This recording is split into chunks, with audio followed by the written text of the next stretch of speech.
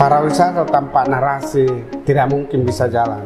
Dan orang perpustakaan yang mampu menarasikan seluruh potensi para wisata kita. Saya selalu berpikir bahwa perpustakaan ini salah satu investor yang sangat luar biasa. Ada orang merasa masih menganggur, sepertinya orang itu harus segera ke perpustakaan. Dan teman-teman dari perpustakaan berdosa kalau tidak segera memberi solusi. Anak-anak muda hari ini yang ingin menjadi entrepreneurship, saya pikir Perpustakaan Nasional sudah hadir di situ.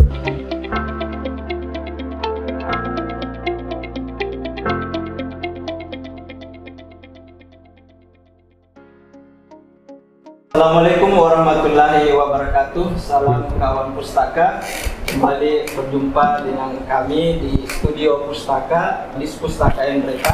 Kali ini kita akan bincang-bincang spesial dan menarik karena kita kedatangan tamu yang luar biasa.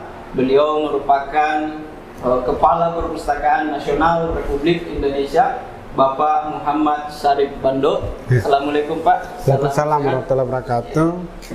Dan yang kedua, tamu kita juga tak kalah luar biasa. Beliau adalah anggota Dewan Republik Indonesia, yaitu Bapak Mitra Fakhrudin MB. Assalamualaikum warahmatullahi wabarakatuh. Ya, baik pemirsa sekalian, dimanapun berada, kita akan bincang-bincang terkait tentunya dengan literasi. Kebetulan bahwa pada momen kali ini kita masih dalam suasana Hari Buku Nasional dan juga sekaligus Hari Jadi Perpustakaan Nasional yang ke-43. Jadi kami ucapkan Pak selamat Hari Jadi untuk ke Perpusnas. Dan pada hari ini juga teman-teman semua itu adalah Hari Kearsipan. Jadi ini hari yang tentu momen yang sangat baik sekali, banyak hal-hal yang bisa nantinya kita jadikan sebagai motivasi, apalagi kedua narasumber kita pada hari ini, mereka ini adalah tokoh nasional yang tentunya sangat terkait dengan literasi. Ya, Bapak Mitra sendiri adalah anggota Dewan Komisi 10 yang bersinergi atau bermitra dengan Perpustakaan Nasional. Baik, Bapak Ibu sekalian, teman-teman pemirsa, kita akan bincang-bincang diskusi dengan Bapak Kepala Perpustakaan Nasional yang terkait kebijakan Perpustakaan Nasional, Pak. Apalagi tahun ini kami mendengarkan bahwa Perpustakaan Nasional mendorong sebuah program di mana program ini bagian dari solusi pemulihan ekonomi pasca Covid kemarin, yaitu program transformasi perpustakaan berbasis inklusi sosial. Mungkin boleh diceritakan Pak, disampaikan kepada pemirsa terkait program ini. Silakan Pak. Baik, terima kasih. Assalamualaikum warahmatullahi wabarakatuh. Pertama sekali senang berjumpa para sahabat pustaka kita di Dinas Perpustakaan Kabupaten Rekang.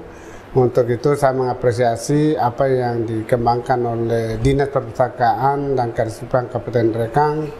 Saya senang sekali bahwa Mas Irsan, salah satu pustakawan, punya inovasi kreativitas yang luar biasa.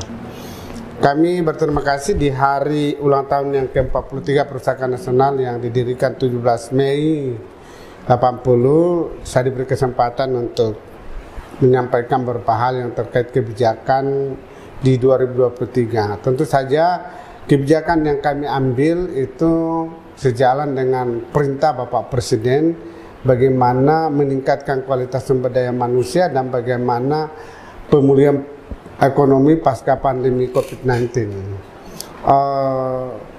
Sangat revolusioner apa yang kami lakukan karena pasti semua orang membayangkan yang namanya perpustakaan kerjanya memanage collection, memanage knowledge, dan tidak ada yang memikirkan bagaimana transfer knowledge. Tetapi kami justru mengambil kebijakan 70% kegiatan dan penggerak kami adalah transfer knowledge, bagaimana mendampingi kurang lebih 80% masyarakat Indonesia yang termarginalkan. Kita tahu data BPS dan Bappenas sekitar 80% penduduk Indonesia terjun sebagai ibu rumah tangga sebagai kepala rumah tangga dengan modal ijazah SD, SLTP, SLTA dan tidak tamat. Tentu kondisi ini membuat masyarakat kita sangat tergantung pada apa yang disiapkan oleh alam. Dan kalau demikian maka terus pertumbuhan ekonomi dan income per kapita kita akan stagnan, berada pada putaran sekitar 4.000 US dollar per tahun, dan kita ketinggalan jauh dari Singapura yang sudah sampai sekitar 82.000 US dollar.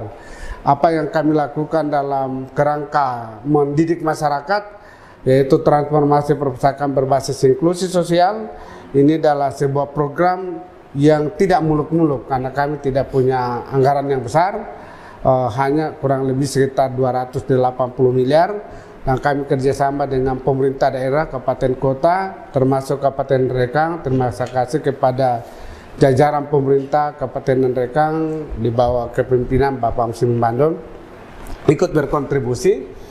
Dan apa yang kami lakukan selama 4 tahun terakhir itu telah menjangkau kurang lebih sekitar 200.000 orang, tetapi dampak penerima manfaatnya kurang lebih 2 juta orang, dan rata-rata mereka sustainable, eksis dengan usaha mikro.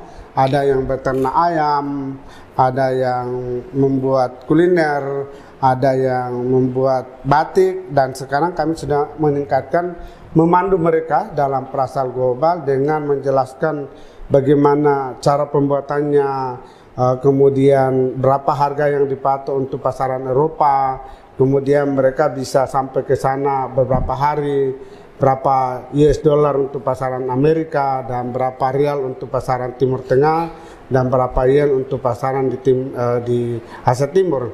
Ini juga bagian daripada melatih masyarakat Indonesia untuk masuk dalam pasar global melalui perpustakaan. Jadi saya kira bukan hal yang tabu ketika perpustakaan memandu masyarakat untuk menemukan solusi dan jalannya menjadi bagian daripada masyarakat internasional. Saya kira itu Mas Irsan. Terima kasih Pak Sarif. Ya, sebentar kita akan lanjut pertanyaan mengenai tadi, menarik mengenai anggaran Pak ya, yang bisa dilakukan banyak kegiatan, ternyata sudah memberikan kontribusi bagi masyarakat. Kita mau tanya dulu ke Pak Mitra, dari sisi legislatif tentunya melihat program-program perpustakaan nasional ini yang dilakukan oleh Pak Sarif dan teman-teman di Perpusnas, bagaimana Pak Mitra melihat program dari perpustakaan nasional ini? Apakah memang ini sesuatu yang dibutuhkan saat ini oleh masyarakat, atau seperti apa merespon dari DPR RI? Karena saya melihat juga di tayangan-tayangan yang disampaikan oleh beberapa dewan, banyak juga apresiasi yang diberikan oleh DPR kepada perpustakaan nasional. Silakan Pak. Baik, terima kasih banyak Mas. Jadi sebelumnya saya mengucapkan selamat pada Dinas Perpustakaan Kabupaten Rekang. Ini kita dihadirkan di ruangan yang sangat luar biasa, dan tentu terima kasih banyak pada Pak Sarif Bando selaku Kepala Perpustakaan Nasional Republik Indonesia yang jauh-jauh dari Jakarta hadir di dapil kami, khususnya di kampung halaman Kabupaten Rekang, dalam rangka memberikan semangat edukasi kepada pustakawan-pustakawan masyarakat dalam rangka menyongsong Indonesia Emas 2045. Baik, tentu bicara dari tugas saya selaku wakil rakyat, tentu kami di Komisi 10 bermitra dengan Perpustakaan Nasional Republik Indonesia. Memang banyak edukasi ataupun ada transformasi program yang hadir di masyarakat dari Perpustakaan Nasional ini yang sangat membantu. Katakan saja bagaimana kemudian Perpustakaan Nasional hari ini hadir di tengah-tengah masyarakat, memberikan ruang, memberikan motivasi kepada masyarakat dalam rangka pengembangan minat ataupun bakat masyarakat yang ada. Contoh saja, selama ini perpustakaan banyak mendampingi usaha-usaha kecil menengah, dan tentu ini sangat memberi semangat, motivasi, manfaat kepada masyarakat mengembangkan potensi-potensi yang mereka miliki. Mungkin itu saja pendapat saya. Jadi Pak Mitra melihat bahwa ternyata memang Perpustakaan Nasional sudah memberikan kontribusi bagi pengembangan masyarakat melalui perpustakaan tentunya.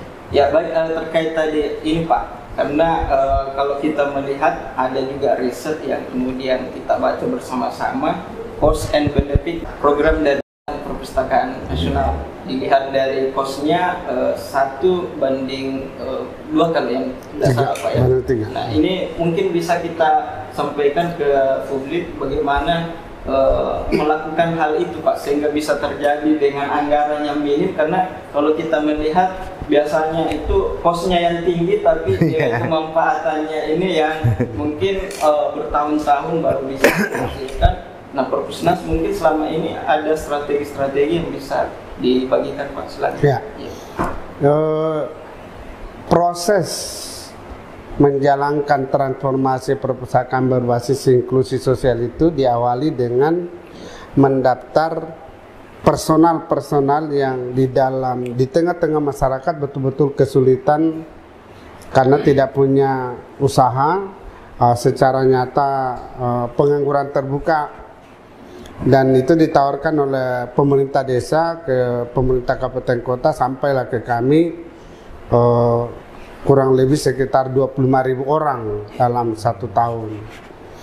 Begitu telah terdaftar sampai dengan bulan Februari, kita mulai melakukan interaksi melalui saluran channel YouTube, internet, macam-macam, dan menginventarisasi pilihan-pilihan ekonomi yang mereka pilih, sehingga tugas tim kami menginventarisasi kelompok ini mana yang masuk dalam bidang peternakan, mana masuk dalam pertanian, kerajinan, kuliner, dan bermacam-macam tuntutan pekerjaan.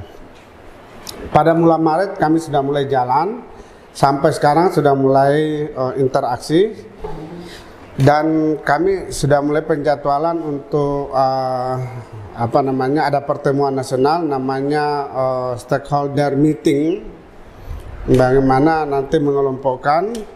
Dan singkat cerita, pada bulan November pada acara puncak namanya stakeholder meeting itu, semua akan tampil di satu tempat, mungkin tahun ini di Jakarta, dan dia harus mempresentasikan hasil kreasi mereka dari pelatihan selama 1 tahun, dan dia sudah ada yang membuktikan bahwa sudah berproduksi. Kami kemarin di Pahuato itu tentu itu di luar ekspektasi, karena pada acara peresmian Dinas Perpustakaan itu nenek-nenek itu dengan penuh percaya diri menjelaskan bagaimana dia dalam sehari-harinya bisa mendapatkan income minimal 4 sampai 80 ribu, dan pada kesempatan lain dia bisa mendapatkan 200 sampai 300 ribu, dan dia sangat yakin dengan pendapatan itu bisa menghidupi 3 orang cucunya yang sudah ditinggal orang tuanya. Ini yang luar biasa, dan ini setelah kami mengundang Bappenas dan Kementerian Keuangan untuk mereview, turun ke lapangan, bekerja sama dengan pemerintah daerah di luar pengawalan kami, mereka merekam. Nah, tentu Bappenas dan Kementerian Keuangan tahu betul berapa porsi anggaran kami untuk itu, dan setelah dihitung seluruh pemasukan dari peserta belum yang terdampak secara tidak langsung, maka keluar kesimpulan Perpusnas saat ini dikasih Rp1 bisa mengembalikan kepada negara Rp3. Sebenarnya bukan persoalan 1-3, yang paling fundamental adalah ada investasi jangka panjang kepada masyarakat, bahwa dengan sedikit pengetahuan ilmu terapan dia bisa berkembang, karena ternyata ada penerima manfaat yang kemudian secara mandiri bisa melatih lagi kelompok lain dan keluarganya. Bahkan kalau kami mendeklarasikan ada namanya pahlawan sampah si Radiatun di Bekasi, itu tadinya hanya murni penerima manfaat, dan sekarang sudah mengembangkan itu luas sekali sampai dia sudah memiliki kemampuan seorang pemulung. Sekarang sudah punya kemampuan jadi tutorial, sudah punya kemandirian dan punya kemampuan ekonomi. Maka saya ingin menjelaskan kepada seluruh masyarakat yang mendengarkan program ini bahwa yang dimaksudkan Bung Karno berdiri di atas kaki dengan kemampuan ekonomi, kemudian berkepribadian dengan kepribadian sendiri dan berdaulat secara politik dengan kita berdiri atas kaki sendiri, itu adalah bagaimana orang dengan kemampuan akal budinya, dengan bantuan buku-buku ilmu terapan, dia bisa mengelola potensi yang ada di sekitar dan dia bisa hidup secara mandiri. Maka perpustakaan itu mengajarkan kemandirian. Orang yang mandiri, orang punya kepercayaan, orang tidak punya ketergantungan. Dan Indonesia dengan sumber daya melimpah harusnya berbangga bahwa kita hanya sedikit ilmu terapan sudah bisa hidup. Bandingkan dengan negara-negara di Sub-Sahara Afrika, di Timur Tengah, di Asia Timur yang harus mengejar dulu potensi sumber daya alam dengan negara lain untuk dia impor, dan kemudian dengan kemampuan tertentu dia bisa mengelola, dan dia lagi setengah mati memasarkan kepada negara-negara. Nah, kita ini bahan bakunya di kita yang bikin bisa dikonsumsi dalam negeri karena jumlah penduduk kita keempat terbesar dunia. Jadi ini adalah sebuah hal yang sangat fundamental untuk kita sosialisasikan. Itu sebabnya program ini kami terima kasih kepada Bapak Mitra Fahrudin dari Komisi 10 DPR RI. Hampir semua fraksi di komisi itu sangat mengapresiasi program ini.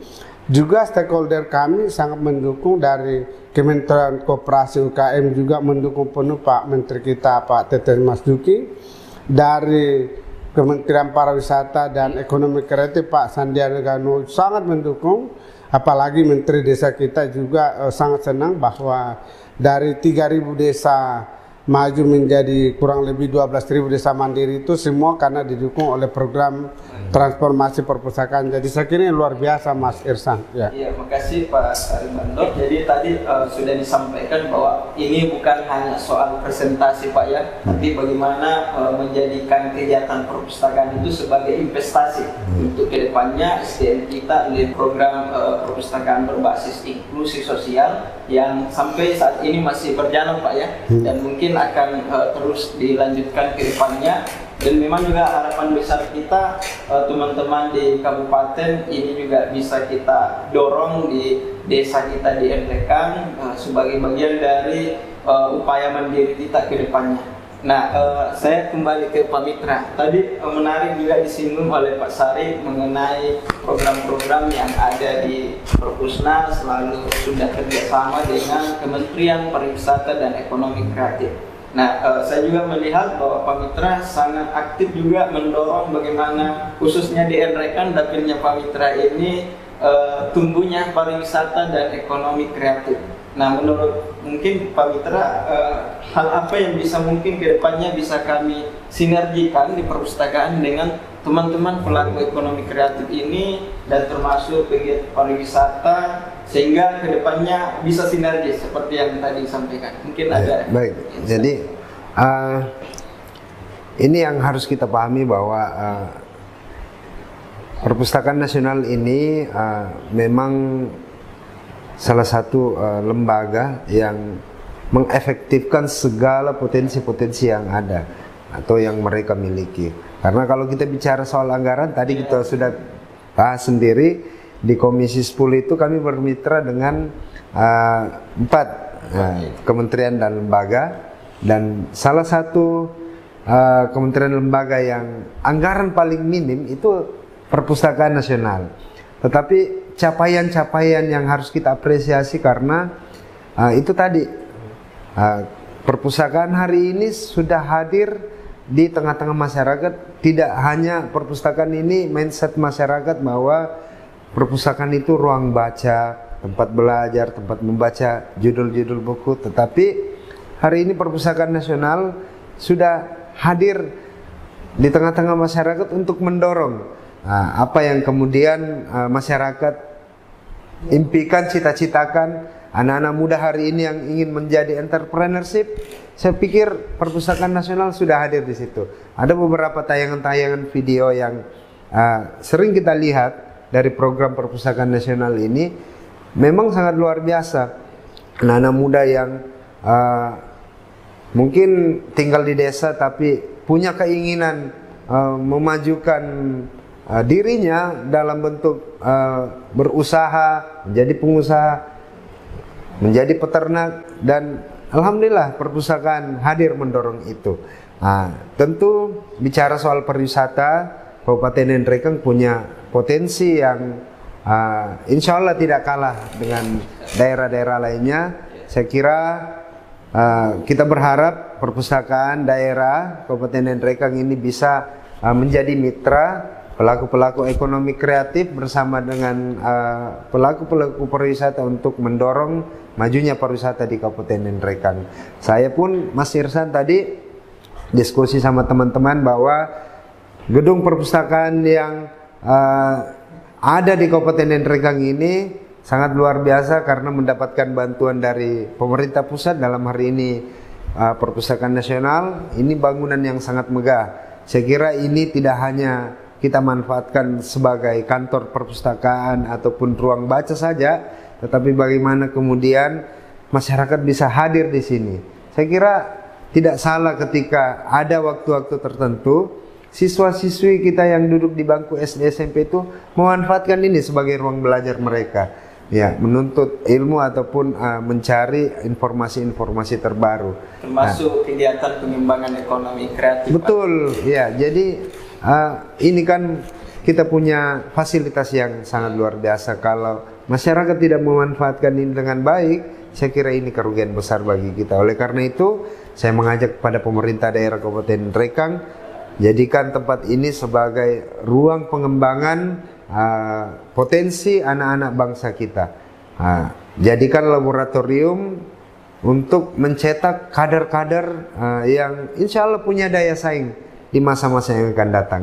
Ya, saya kira kita punya banyak produk yang bisa dikembangkan oleh anak-anak muda di Kabupaten Nrekang, dan kita berharap perpustakaan daerah Kabupaten Nrekang ini bisa memberi ruang buat generasi-generasi muda kita. Terima kasih, Mas Irsan. Terima kasih Pak Mitra, tadi juga menyampaikan ke kami masukan-masukan. Ini tentu menjadi motivasi kami ke depannya. Ya, kami juga sampaikan bahwa sebelumnya kami juga beberapa kali memfasilitasi kegiatan pengembangan literasi digital termasuk pengembangan ekonomi kreatif. Jadi sebelumnya di tahun 2017 kami mengadakan pekan literasi Pak Kepala. Jadi di sana banyak teman-teman dari pengusaha kreatif yang kita libatkan, bagaimana produk mereka juga bisa lebih dikenal. Nah, ini Pak Kepala lagi. Jadi terkait kami menyampaikan terima kasih tentunya kepada pemerintah pusat melalui Perpustakaan Nasional atas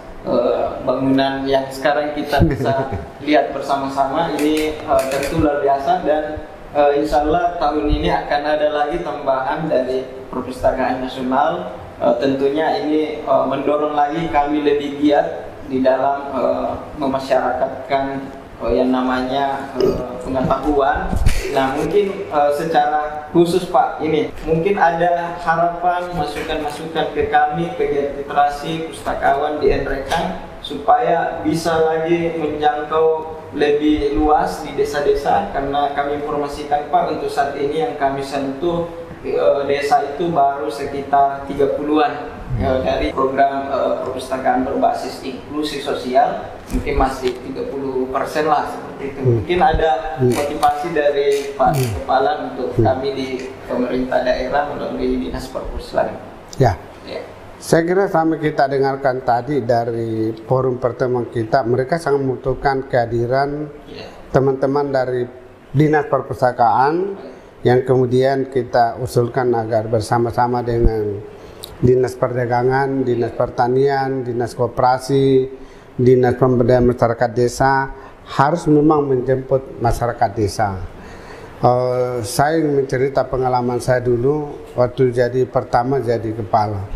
Itu untuk jalan susahnya minta ampun yang namanya uang SPP perjalanan. Tapi akhirnya setelah kolaborasi, saya bisa datang ke daerah dengan seluruh fasilitas IT yang harus lengkap karena materi kita harus disupport, dan menghadirkan kementerian, gubernur, bupati, ibu-ibu bunda literasi luar biasa. Nah, tentu ini menjadi sebuah pengalaman berharga bagi teman-teman di Dinas Perpustakaan Kabupaten Rekang untuk memulai out of the box, harus melayani masyarakat desa. Itu pertama. Yang kedua, kita tahu bahwa pemasukan devisa negara yang sangat besar itu adalah pariwisata. Pariwisata tanpa narasi tidak mungkin bisa jalan, dan orang perpustakaan yang mampu menarasikan seluruh potensi pariwisata kita. Kami sendiri Perpustakaan Nasional tanpa diminta kami membuat narasi tentang Danau Toba, tentang Pulau Komodo, tentang Candi Borobudur, semua yang menjadi kebijakan Bapak Presiden sebagai destinasi wisata secara kedinasan dan secara moral harus kami buatkan narasi dan kami serahkan kepada Kementerian Pariwisata, pemerintah daerah di mana tempat itu. Bahkan kami punya inisiatif untuk membuat buku dalam bentuk PDF untuk cara pembuatan garam, hanya karena kami menemukan kelas jauh Politeknik Negeri Makassar yang ada di NTT yang dia punya fasilitas komputer tapi tidak koneksi dengan internet. Nah, sebagai pustakawan kami tahu itu hanya bisa mempanfaat kalau kita berikan flash disk atau CD dalam bentuk PDF sehingga komputer itu dia bisa menggunakan. Jadi inovasi dan kreativitas kita sebagai pustakawan untuk melayani ilmu pengetahuan bagi masyarakat itu jangan diragukan lagi. Tapi memang harus ada komitmen dan ada kemauan untuk keluar dari kungkungan pekerjaan birokrasi yang tidak penting di kantor. Saya 6 tahun terakhir tidak pernah duduk di kantor. Saya selalu ini hari libur aja di sini. Karena saya mendeklarasikan diri sebagai pelayan pemerintahan untuk masyarakat, biarlah berurusan birokrasi oleh anak-anak yang staf di kantor itu. Dan ini penting. Kami juga terima kasih kepada DPR RI Komisi 10 melalui Pak Mitra yang kebetulan mendukung penuh program perpustakaan. Beliau dari fraksi PAN. Intinya kalau saya semua kemitraan di Komisi 10, bagaimana caranya dia mendukung program pemerintah melalui perpustakaan ini penting. Dan karena itu kami juga ke daerah selalu diuntungkan bahwa mengajak anggota Komisi 10 DPR itu kembali ke dapilnya adalah sebuah hal yang sangat positif. Sehingga kami dengan mudah menjelaskan bagaimana aspirasi rakyat itu dibutuhkan dengan perpustakaan, sebab mereka mendengar. Beda kalau kita menyampaikan, dan ini sebuah program yang sangat sinergitas karena kedua belah pihak membawa kepentingan yang sama, bagaimana mendengarkan kebutuhan masyarakat. Kira-kira itu Mas Irsan. Ya. Intinya bahwa kedepannya kita harus lebih banyak berinisiatif, Pak. Ya, inisiatif. Dari zona nyaman yang ada, melakukan hal-hal yang tentunya sesuai dengan kebutuhan masyarakat. Tadi juga disampaikan bahwa pustakawan ini memang juga perlu banyak-banyak berinteraksi dengan masyarakat, meyakinkan Pak ya masyarakat akan pentingnya perpustakaan, karena kita juga mau ke depannya agar gerakan literasi ini bisa menjadi gerakan bersama bagi kita semua, tidak hanya dari kalangan pemerintah ya, termasuk tadi dari legislatif mendorong program-program perpustakaan nasional. Ini luar biasa masukannya bagi kami semua, Pak. Nah, mungkin dari Pak Mitra sendiri mungkin ada hal juga yang perlu dikembangkan dalam hal, karena kita melihat di pusat sendiri sinergi antara kementerian itu sudah dijalin. Nah, kedepannya kalau melihat daerah Pak di provinsi maupun kabupaten, kira-kira literasi ini bisa tidak didorong sebagai bagian juga yang menjadi prioritas di daerah masing-masing. Ya, jadi baik Mas Isran, saya kira memang kita di perpustakaan ini punya tantangan yang sangat luar biasa, karena kita harus meyakinkan mulai dari pikiran sampai perasaan masyarakat untuk sadar tentang literasi. Nah, tetapi saya kira upaya-upaya yang dilakukan oleh Perpustakaan Nasional dengan MOU dengan beberapa kementerian, artinya ini akan memudahkan perpustakaan untuk mengakses baik itu pemerintah daerah, pemerintah desa, dan stakeholder lainnya dalam rangka memajukan literasi yang ada di negara kita ini. Lalu tentu saya selalu berpikir bahwa perpustakaan ini salah satu investor yang sangat luar biasa.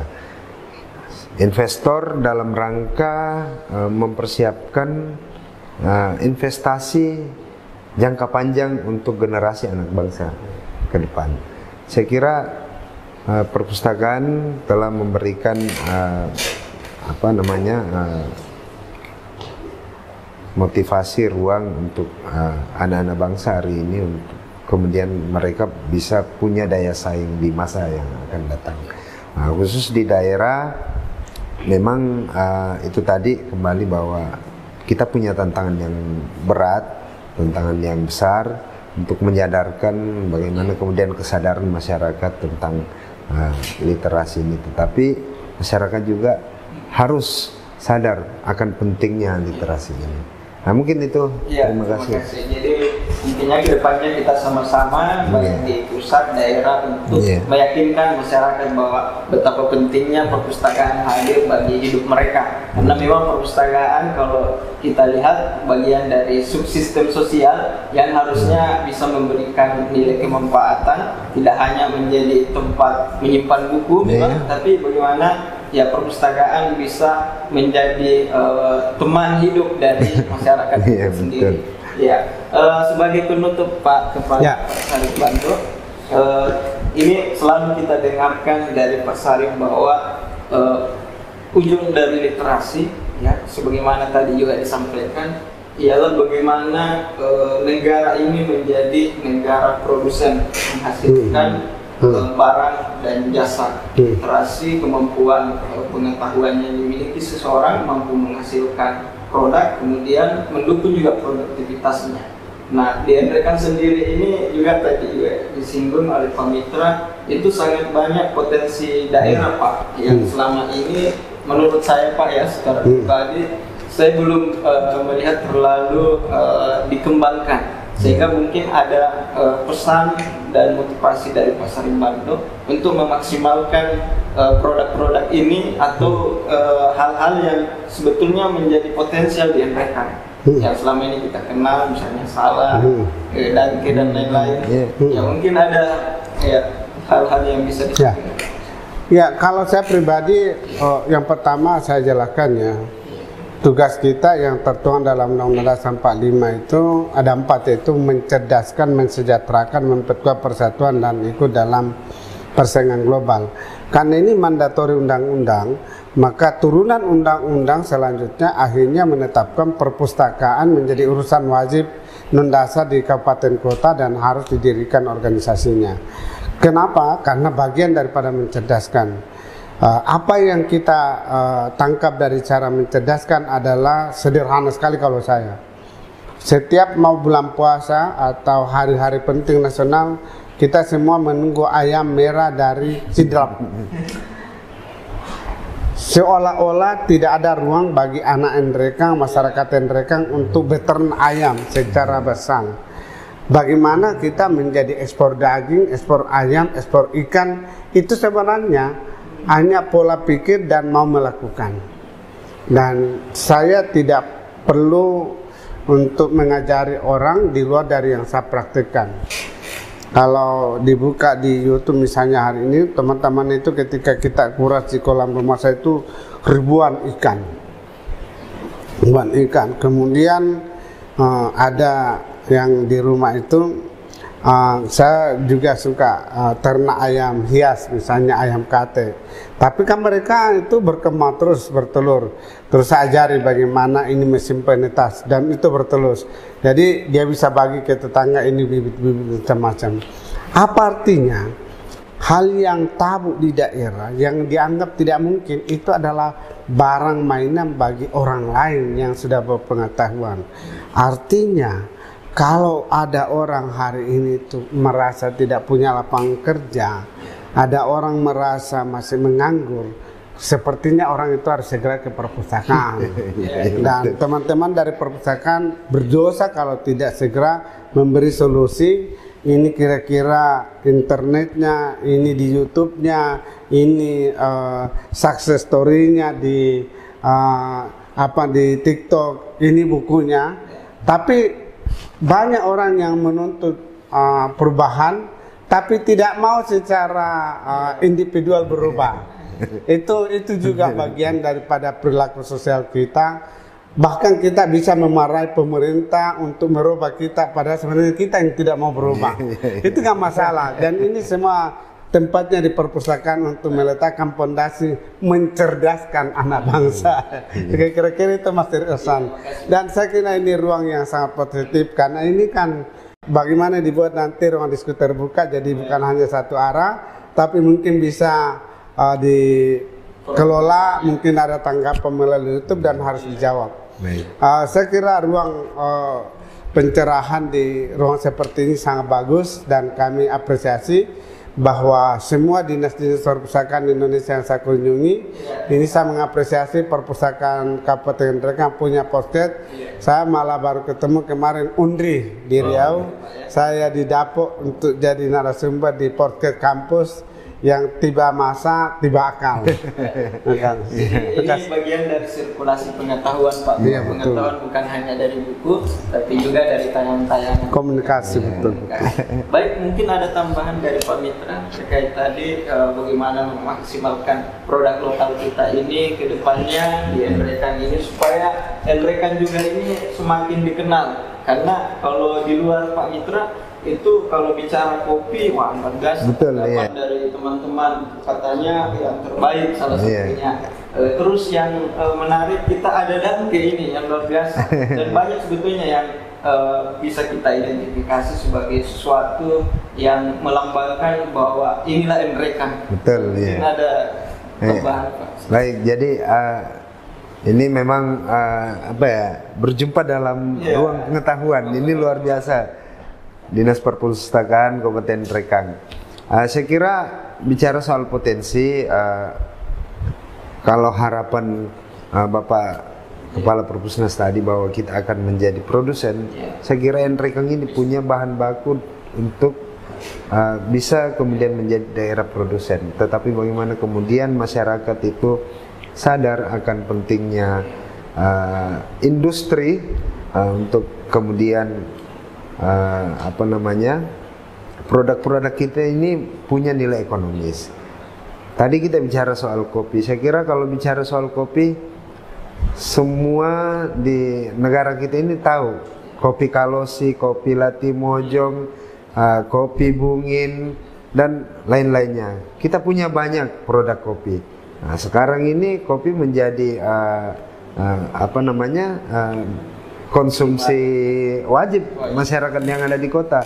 Nah, kalau bicara soal penghasil kopi, tentu kita punya itu. Bagaimana produk lainnya ini semacam hasil-hasil pertanian. Kita salah satu daerah penghasil hortikultura yang mensuplai di kawasan timur Indonesia. Nah, sisa kita bicara bagaimana kemudian hasil pertanian kita ini kita bisa kemas, kemudian punya nilai ekonomi yang tinggi. Kan tentu lucu, Kabupaten Rengkang penghasil bawang terbesar di kawasan timur Indonesia ini, tetapi kita mengkonsumsi bawang goreng dari Palu. Iya, tentu ini menjadi tantangan bagi kita, dan kita berharap pemerintah daerah bekerja sama dengan seluruh stakeholder, UMKM, pelaku ekonomi kreatif, dan tentu masyarakat pada umumnya bekerja sama bagaimana kemudian kita menciptakan Kabupaten Rengkang ini sebagai salah satu destinasi ataupun daerah penghasil industri pertanian yang bisa mengangkat perekonomian masyarakat Kabupaten Rengkang. Kemudian Kabupaten Rengkang ini dialiri oleh begitu banyak sungai besar. Jadi untuk menunjang pertanian yang maju, saya kira tidak diragukan lagi, karena jarang-jarang kita dengar di Rengkang ini musim kemarau itu betul-betul kering, habis air, karena kita punya sungai yang begitu begitu banyak, yang tentu debit airnya tidak akan habis-habis. Dan saya kira ini adalah potensi-potensi yang kita syukuri karunia Allah Subhanahu wa taala, dan insya Allah memberikan kesejahteraan untuk kemajuan daerah yang kita cintai ini. Terima kasih Pak. Terima kasih Pak Mitra. Ya.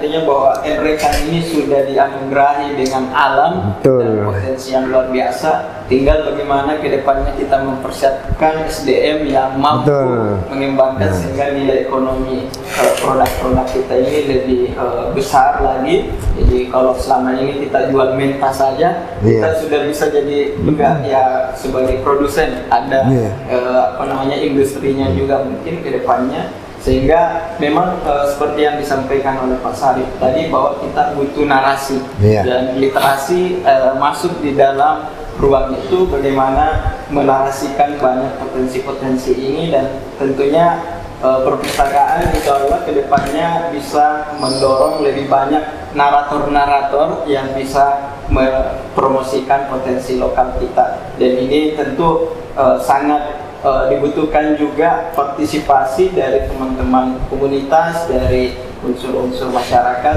yang bisa bersinergi dengan kita di perpustakaan ke depannya. Sekali lagi kami ucapkan terima kasih Pak Sarif Bando dan Pak Mitra sudah hadir di acara kami di studio Pustaka. Demikian tadi perbincangan kami dengan dua tokoh nasional yang luar biasa dan juga merupakan tokoh dari putra daerah Masan Bengkulu yang menginspirasi kita untuk bagaimana selalu mengembangkan daerah Nrekan ini dengan literasi. Terima kasih teman-teman semua pemirsa yang sudah menyaksikan video pustaka ini. Yakinlah selalu bahwa literasi menjadi kekuatan kita untuk berkembang. Salam literasi, salam kawan pustaka.